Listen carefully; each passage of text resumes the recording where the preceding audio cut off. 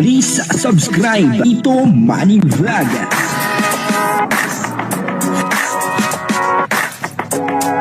Payagan po si Tito Manny Vlog na mag-reactor para pambiling gamot sa kanya pong karamdaman.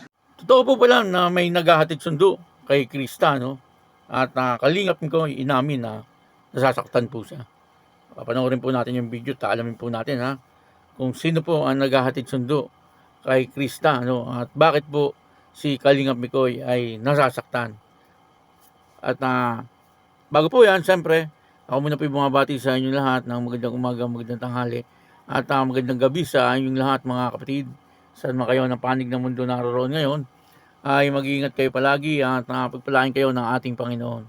Maraming salamat din po sa patuloy na tumatangkilik sa aking YouTube channel at nanonood sa aking video reaction. Patuloy lang po natin suportahan sila Kuya Bal Santos Matubang, Kalingap Rob, at Ed the Vlog, Jack Napia, at yung mga kasamahan ko pong reactor sa Kalingap. Ganun din po yung mga charity vlogger na Kalingap partner. Ito po yung video, no, na kung saan ay totoo po pala na may naghahatid sundo dito kay Krista. At Kalingap Mikoy ay inamin na nasasaktan po siya. Tungkol po kaya sana, bakit po kaya nasasaktan itong si Kalingap Mikoy. Ang kabuuan po ng video ito ay makapanood po natin sa YouTube channel ni Maria Ligaya Vlog. Yun ang suportahan po natin, isang napakagaling na charity vlogger at scouter, Maria Ligaya Vlog. Bag ata.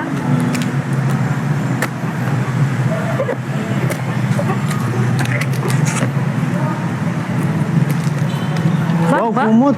Kumot. Wow. Kumot. Wow, coach. Nako. Grabe. Oo. Ayun, lambot. Salamat po, Ate Dorfina. Thank you po, Dorfina. Grabe, lagay ko yung letter dito para naman. So, bro, Lambot, pasensya oh. na at ngayon lang sa naibigay Bilang sa iyo ate. kasi busy nga tayo. Pareho naman tayong busy, di ba?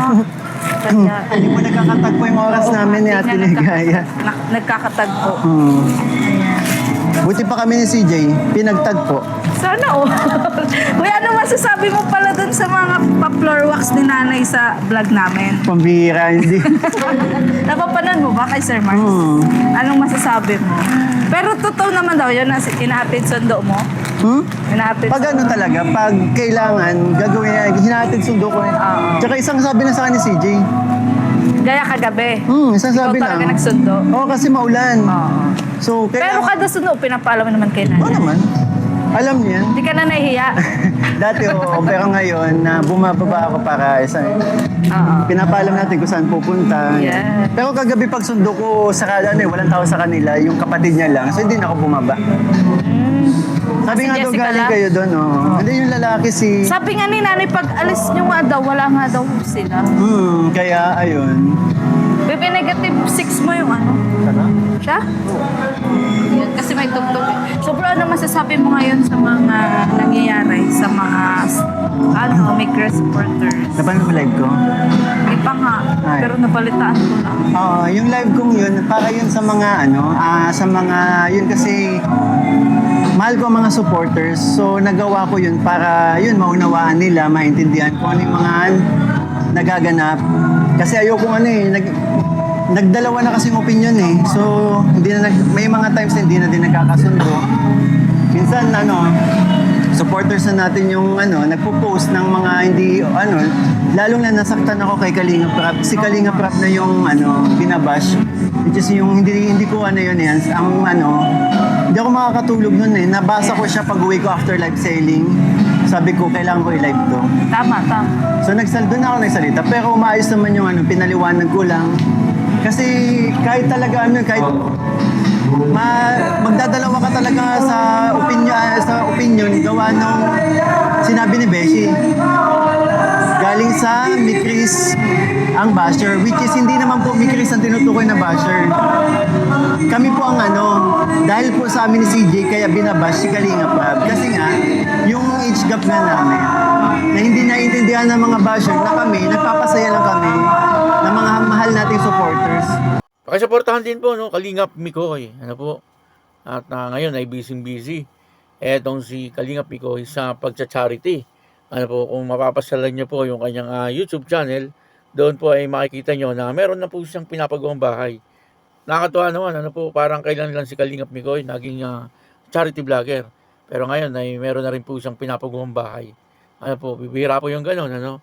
Minsan kahit ilang taon ng charity vlogger, pero hindi pa rin po makapagpagawa ng bahay, ano, doon sa kanilang mga tinutulungan. Pero etong si Kalingap Mikoy, ay doon makikita po natin sa kanyang YouTube channel na meron na po siyang pinapaasikasong bahay.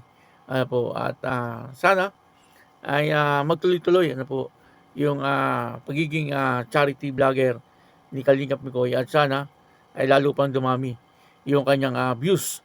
Ano po, na sa ganoon, siyempre, pag marami po siyang views, siyempre, malaki po ang revenue, no? Huwag po natin skip yung ads kapag nanonood po tayo ng mga ina-upload ni Kalingap Mikoy. Na sa ganoon, siyempre, malaking tulong po yun, ano? Pag malaki po yung kanyang revenue, mas marami po siyang tao na matutulungan. Dito nga po sa napanood natin video, ay namin po ni Kalingap Mikoy na siya po ay naghahatid at saka sumusundo, ano, dito po kay Krista, no? Kasi yun po ang naikwento ni nanay, ano, nanay ni Krista, na ang sabi doon sa isang vlog ni Kalingap Tata, ano, na ang sabi ay sinusundo nga daw po ni Kalingap Mikoy at tinahatid etong si Krista, at inamin naman po ni Kalingap Mikoy. Pero nagpapaalam naman daw po siya, ano, kay nanay, ano po, at pinapayagan naman po siya siyempre ni nanay, ano. Ibig sabihin, napakalaki ng tiwala ni nanay, ano, dito po kay Kalingap Mikoy, ano, kasi kung hindi po malaki ang kanyang tiwala, ay mukhang hindi po siya papayag na ihatid or sunduin ni Kalingap Mikoy, ano po.